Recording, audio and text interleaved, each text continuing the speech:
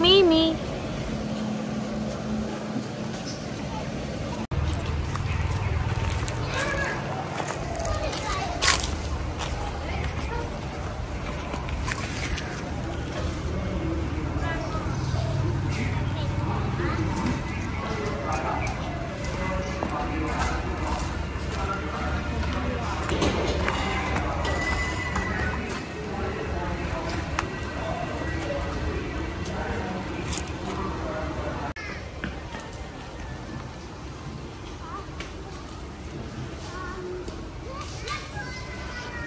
ধইনা পাতা তুললাম, সাথে সাথে আমার খাদিজাও ধইনা পাতা তুলতেছে। কোথায় তুমি? ওরে বাবা, একটা তরকারি তো দিব তো হয়ে যাবে।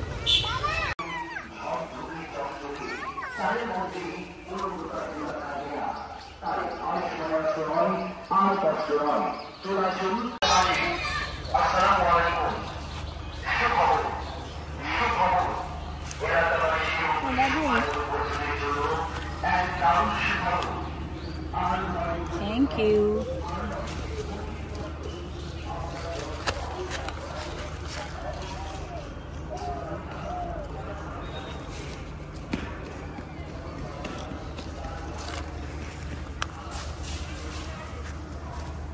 এই পাশে আসো না। না, এগুলো পড়তো না।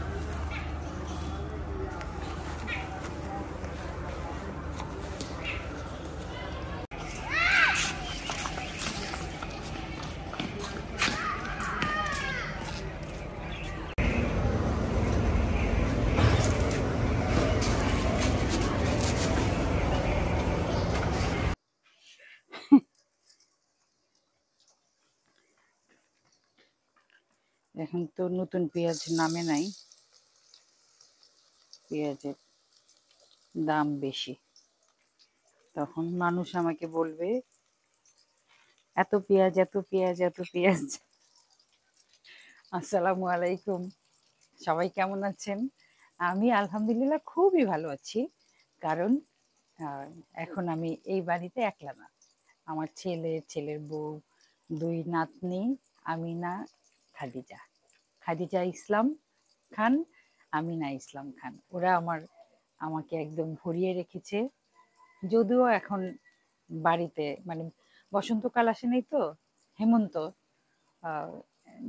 এখনো ফুল ফোটে নাই, তো ওরাই আজকের দিনে এবং এবারে আমিনা এবং খাদিজা আমার কাছে ফুল হয়ে ভরে আছে।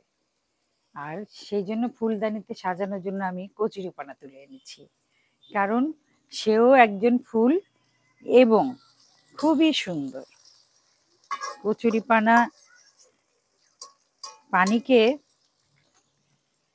অনেক সময় কচুরিপানার উপর যারা মানে পানির মালিক, পুকুরের মালিক, তারা খুব রেগে যায়, কিন্তু কচুরিপানা আসলে পানির সমস্ত ময়লা, ওই যে নিচে একটা ঝালর থাকে না, লোম লোম একটা ঝালর, ওই ঝালরের সমস্ত ময়লা নিজে তুলে নেয়। পৃথিবীতে কোনো কিছুই অপকারী জিনিস আছে বলে আমি মনে করি না। একমাত্র মানুষের কিছু ভুল কাজ হলো অপকারী কাজ, এছাড়া সব কিছুরই কিছু উপকার আছে। বিষ যে আছে, সেই বিষেও কিছু মধু আছে। তো কচুরিপানার ফুল আমার খুব পছন্দ, এবং এই পার্পল কালার, এটা পার্পল না, ল্যাভেন্ডার কালার, হালকা বেগুনি কালার। আজকে আমার বৌমা মারিনা আমির ভিডিও করছে, এই জন্য সে পিছন থেকে কথা বলছে। অন্য সময় যখন তৌহিদ ভিডিও করে, তাকে হাজার জিজ্ঞেস করলো, মাথায় বাড়ি দিলেও সে একটা কথা বলবে না। এক একজনের এক এক ধরন। যাই হোক, আমি রান্না করছি হলো একটা মিষ্টি, ছোট বাচ্চা মিষ্টি কুমড়া, খোসা সহ, সেটা দিয়ে মুরগি দিয়ে একটা সালুন রান্না করব। আর ছোট ছোট কই মাছ একটু নারকেল দিয়ে আর লাউ শাক দিয়ে রান্না করব। তো দুইটাই একসাথে চড়িয়ে দিলাম, পেঁয়াজ দিলাম। এখন খুব সম্ভাবনা আছে যে মাছের মধ্যে পট করে গরম মসলা দিয়ে ফেলি। এরকম কাজ আমি এর আগেও করেছি, আল্লাহ মাফ করুক।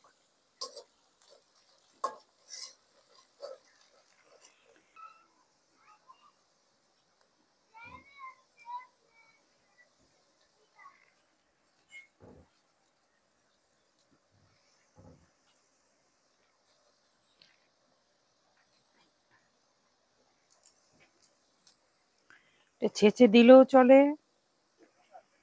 না দিলেও চলে।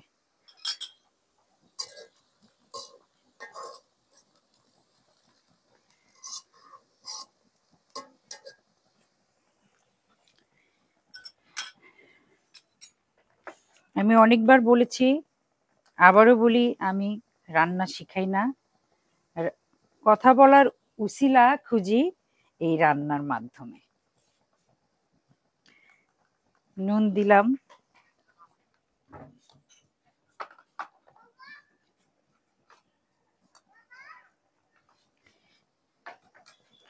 দুইটা সালুনি আমি একসাথে মশলা দিব। হলুদ দিচ্ছি,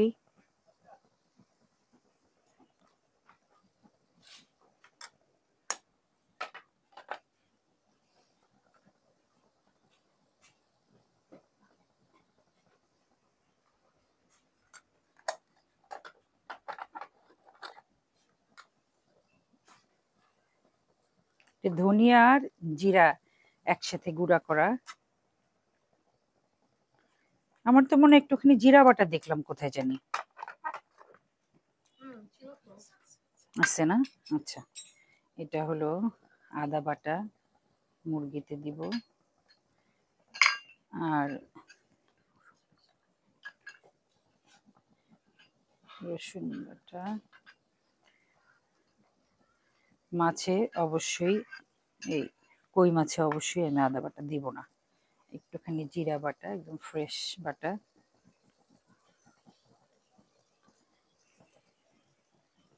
বাস, আমার মশলার পালা শেষ। এখন আমি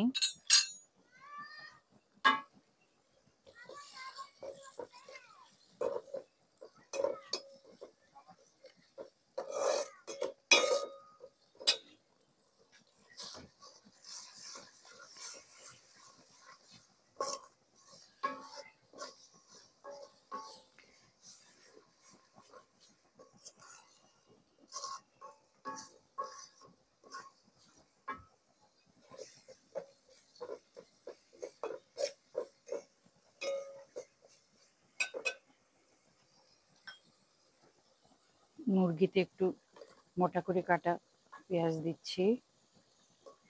এরপরে মুরগিটা দিয়ে আমি তখন মিষ্টি কুমড়াটা কেটে নেব।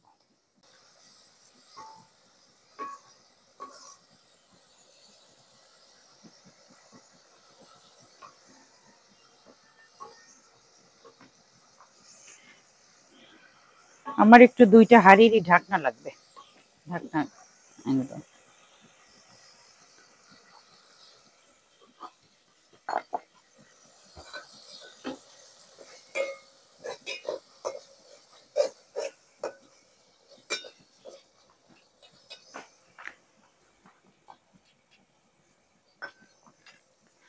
মশলা কষাতে কষাতে আমি একদম ফ্রেশ নারকেল কোড়া এটাও সাথে কষিয়ে নিচ্ছি।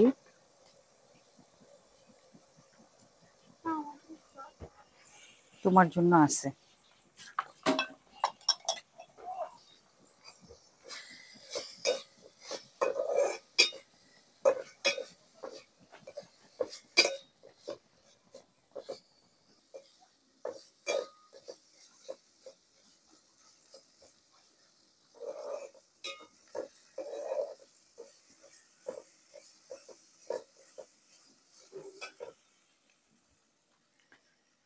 আমার কই মাছ একদম ধোয়া।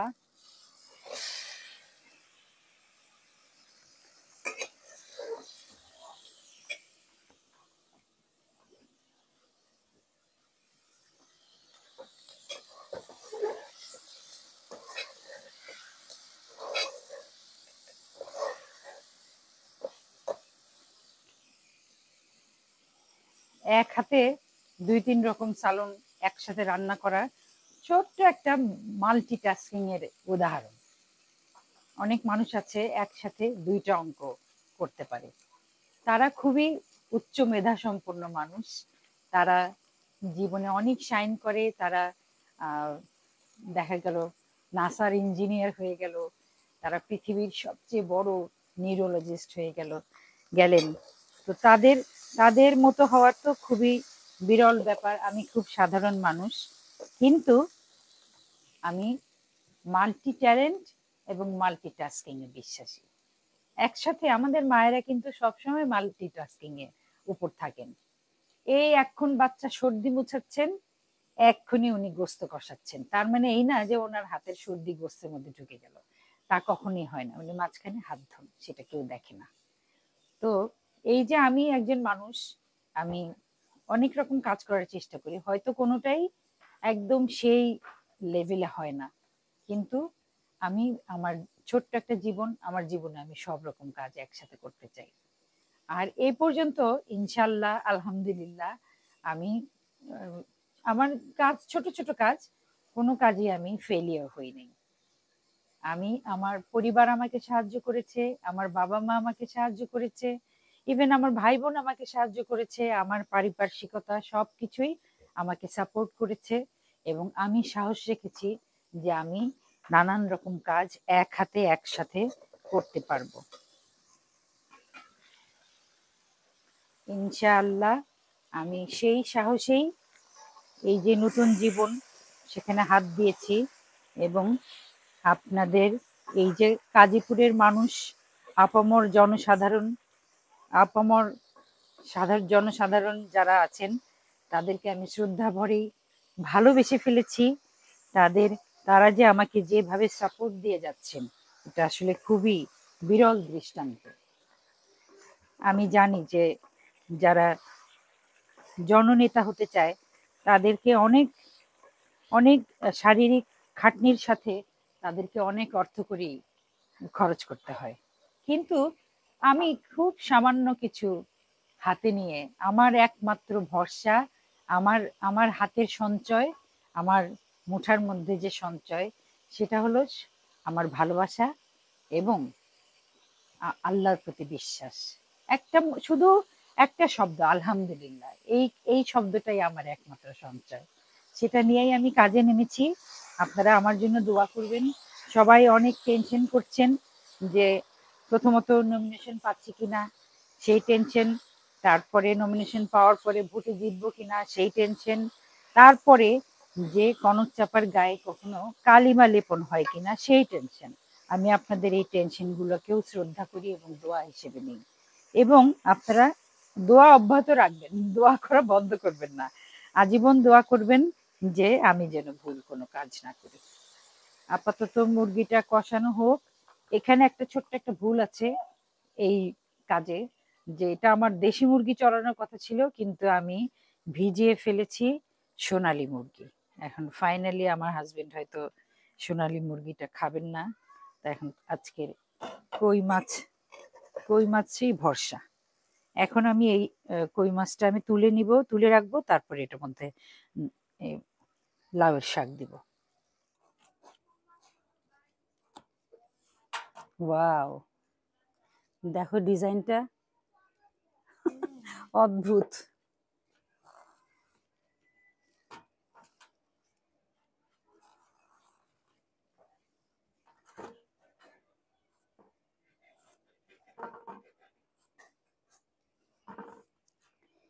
এর আগে একটা গাছ থেকে বিন্দু লাউ তুলে মুরগি দিয়ে রান্না করেছিলাম, তখন না মানে ক্যাপশনটা ছিল শ্রদ্ধেয় লাউ।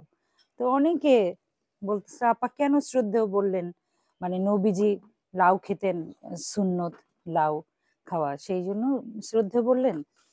তো অবশ্যই নবীজি যা করতেন প্রত্যেকটা কাজে শ্রদ্ধেয় আমাদের মুসলমান জাতির জন্য।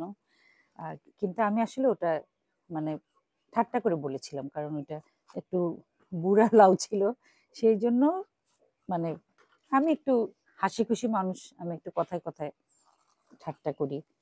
এটা এতদিনে আপনাদের অভ্যাস হয়ে যাওয়ার কথা, যদিও বাড়ির মানুষেরই অভ্যাস হয় নাই। দুঃখের কথা আর কি বলবো ভাই। আমার বাবারও এই কপাল ছিল। আমার বাবা কথায় কথায় হাসির কথা বলতেন, দুঃখের মধ্যেও আরো বেশি হাসির কথা বলতেন। তা আমার আমার মা বলতেন যে তুমি এত হাসির কথা কিভাবে জানো, সারাটা জীবন পার করে দিলাম, তোমার হাসির কথা শেষ হলো না। তো আমি যখন এরকম জোকস বলি বা এরকম সেন্স অফ হিউমার থেকে কোনো একটা কথা বলি, তখন আমার হাজবেন্ড বলে যে এটাতে হাসার কি হলো। নাহলে বলবে ভাই কোথায় হাসতে হবে আমাকে বলে দিও।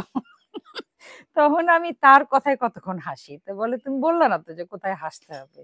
আমি বলছি, থাক হাসা লাগবে না। তো ওই যে শ্রদ্ধেয় লাউ বলছিলাম, ওটা আসলে ওটা ছিল একটা line of sense of humour. তো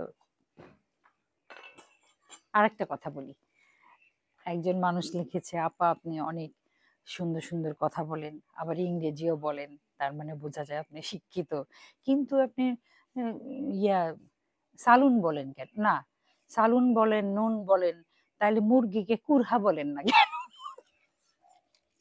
আমি একটা কথা বলি, যে লবণের কিন্তু অনেক রকম কাজ। এটা একটা গ্রামার, এটা অনেক পুরনো ব্যাকরণ, এখন মানা হয় কিনা আমি জানি না। যে লবণ যেরকম চামড়ায় যখন ব্যবহার করা হয়, চামড়া ট্যান করতে, চামড়াকে সিজন করতে লাগে, তখন সেটা লবণ। যেটা সাগর থেকে তোলা হয় সেটা লবণ। যখন আমার রান্নার পাতে আসে, তখন সেটা নুন।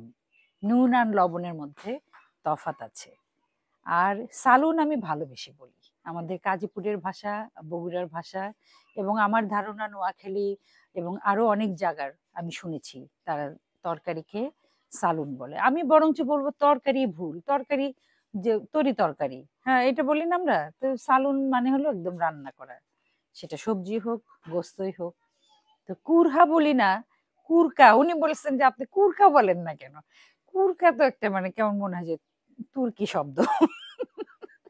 আমাদের গ্রামে বলে কুরহা।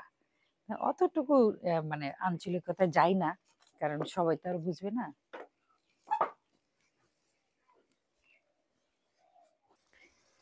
লাউ শাক একদম এখন গাছ থেকে পাড়া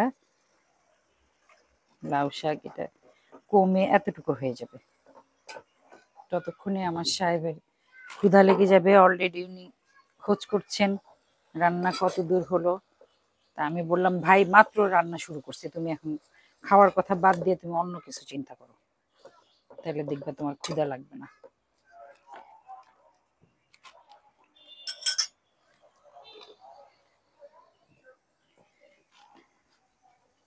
মিষ্টি কুমড়াটা দিব এখন, এটা যেহেতু সোনালী মুরগি অল্পক্ষণ সময়ের মধ্যেই হয়ে যাবে, মানে সিদ্ধ হয়ে যাবে। আমি মিষ্টি কুমড়াটা দিয়ে নিচ্ছি। আমি কিন্তু এই যে মিষ্টি কুমড়ার বীজের যে এই জিনিসটা, এটা ফেলি নাই।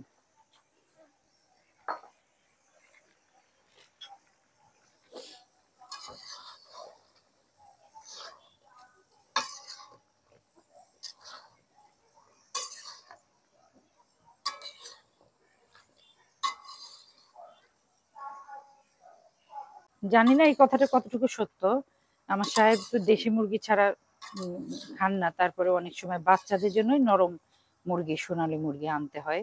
তখন কাউকে দিয়ে যদি আনান মুরগি, তখন বলেন যে সোনালী মুরগি আনো, কিন্তু বগুড়ার সোনালী মুরগি। বগুড়ার সোনালী মুরগির আলাদা কোনো স্পেশালিটি আছে কিনা, বগুড়ার মানুষরা হয়তো এমন কিছু খাওয়ান যে মুরগিটা মানে একটু আস্তে আস্তে গন্ধ হয়, সেটা হয় না।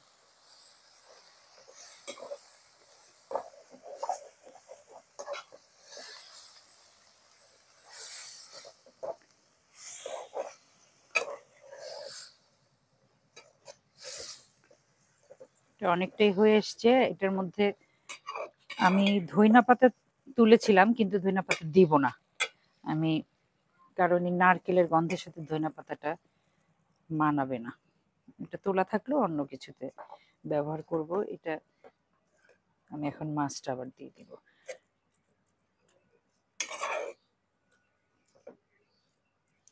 না, শাকটা আরেকটু আরেকটু হোক, আরেকটু হলে তারপরে মাছটা দিব ইনশাল্লাহ।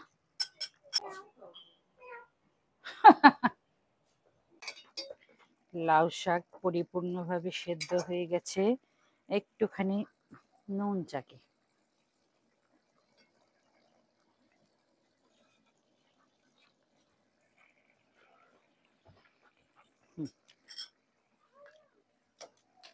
কি ব্যাপার?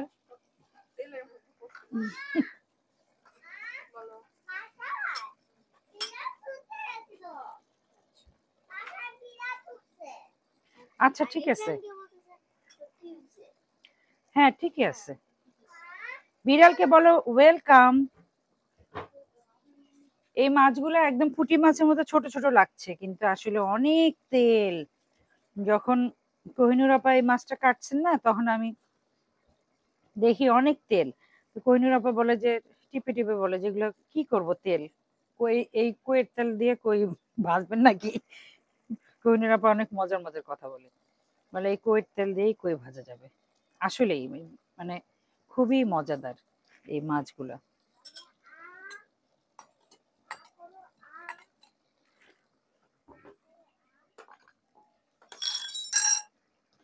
এখন আমি একটু গাছের পেঁপে খাই।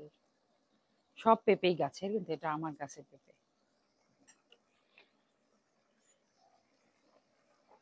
এটা কি? পেঁপে, পেঁপে? পাপাইয়া খাও।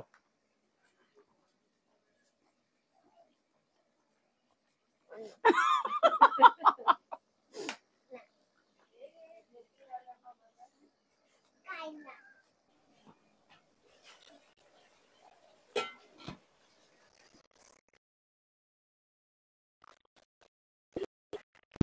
হুম,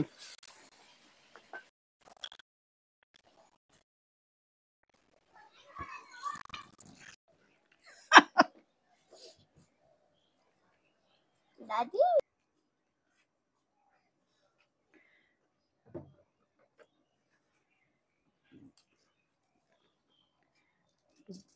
বাগান থেকে কলমি শাক তুলে দিয়েছেন হাবিব ভাই। আমি কলমি শাকটা ভাজি করি। না, ইয়ের গাছের তো মাত্রই তোলা হয়েছে, একদম গইলে এক চিমটি হয়ে যাবে। মানে দেখা গেলো যে যতগুলো পেঁয়াজ দিছি না, ওর চেয়ে শাক কমে যাবে।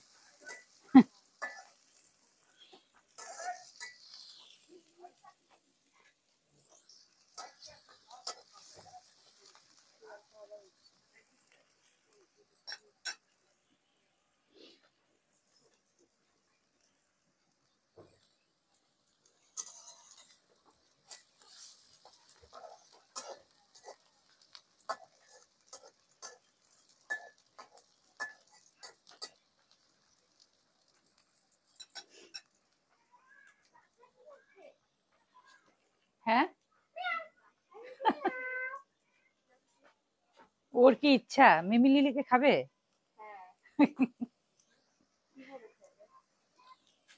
মানে বলতে পারলা?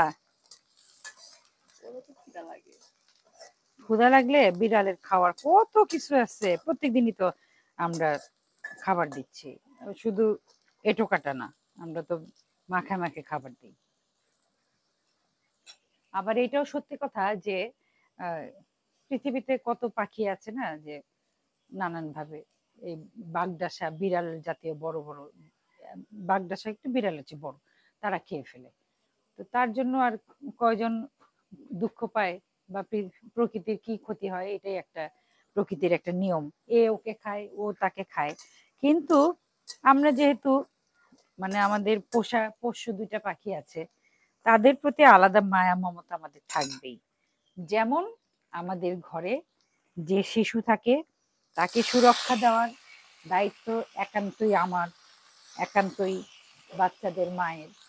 ঠিক সেরকম আমি যখন কোনো গৃহপালিত পশুই হোক বা যেমনই হোক, তাদের যখন লালন পালন করব, তখন তাদেরকে সুরক্ষা দেওয়া আমাদের দায়িত্ব। এই পাখি দুইটা ছেড়ে দিব, এই পাখি দুইটা রাখবো না, ইনশাল্লাহ আকাশে ছেড়ে দিব। কিন্তু আসলে ওরা হলো ওই যে ফার্মের মুরগির মতো, ওরা একলা একলা চলাফেরা করতে পারে না, ওদের যে নিজস্ব ফিড আছে সেটা ছাড়া খেতে পারে না। তারপরেও আমার ইচ্ছা আছে, আমি যখন নেক্সট ইনশাল্লাহ বগুড়া আসবো, আমার মেয়ে ফারিয়া আসবে, তখন ওর ছোট বাচ্চাটা মোহাম্মদ ও একটু পাখিটা দেখবে, খুশি হবে, তারপরে আমি ইনশাল্লাহ ছেড়ে দেবো আকাশে। দিয়ে আমি অবজার্ভ করব যে দেখি ওরা আকাশে একলা একলা সার্ভাইভ করতে পারে নাকি আবার খাঁচায় ফেরত আসে।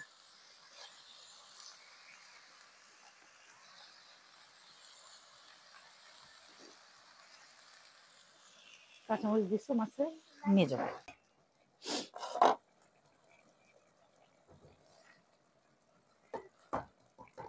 নারিকেলের সালুনের তেল তো, এটা উপরে উঠে আসবে না, এটা নারিকেলের গায়ে গায়ে থাকবে। খুবই মজাদার একটা সালুন, আপনারা খুব মজাদার এবং সহজও। একটু নারকেল কোরানিটা ছাদে, কোন ছাদে? না না না না, ছাদে ছাদে যাওয়া যাবে না, না প্লিজ না, ছাদে না, না বাবু। আমার এটা নামিয়ে ফেলি, শাকটা আর একটু হোক।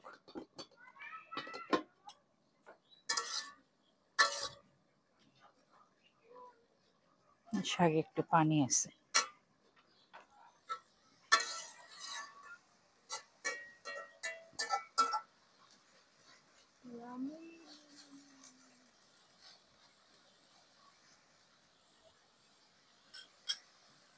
ইয়ামি মানে মহা ইয়ামি।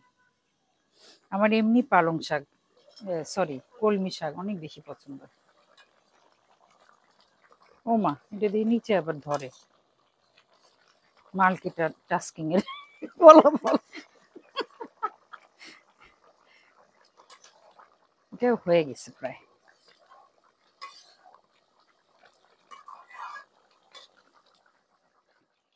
শাক ভাজা হয়ে গেছে, কলমি শাক, সুন্দর সুন্দর সাদা ফুল ছিল।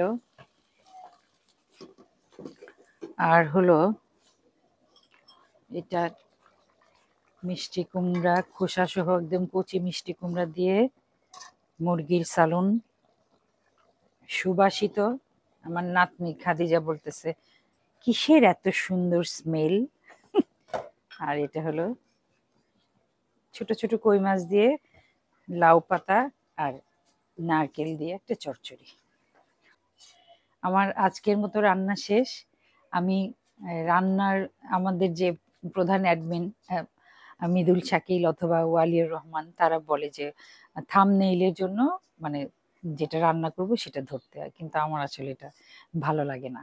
তার চেয়ে বরঞ্চ আমি যখন সুযোগ পাই ফুল দিয়ে আমার আশপাশ সাজাই, সেই ফুলটাই আমি থাম্বনেইলের জন্য তুলে ধরতে চাই। এই যে দেখেন, কচুরিপানা ফুল অনাদরে ফোটে, অনাদরে ঝরে যায়, কিন্তু তার সৌন্দর্য কিন্তু কম না। এবং আমাদের প্রাত্যহিক জীবনে এই যে পানি, ময়লা পানি টলটলে রাখতে কচুরিপানার অবদান অপরিসীম।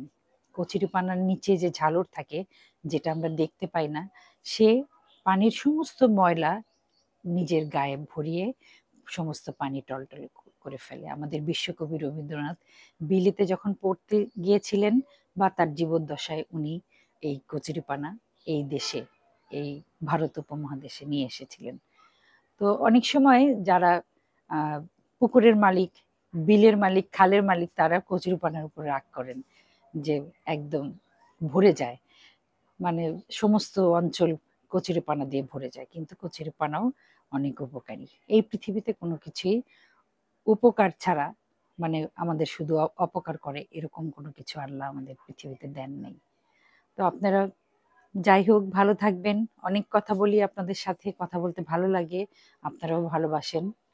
আমার সাথে এভাবেই থাকবেন, আমাকে দোয়া করবেন, আপনাদের জন্য ঠিক তেমনি ফিরতি দোয়া রইল। আসসালামু আলাইকুম।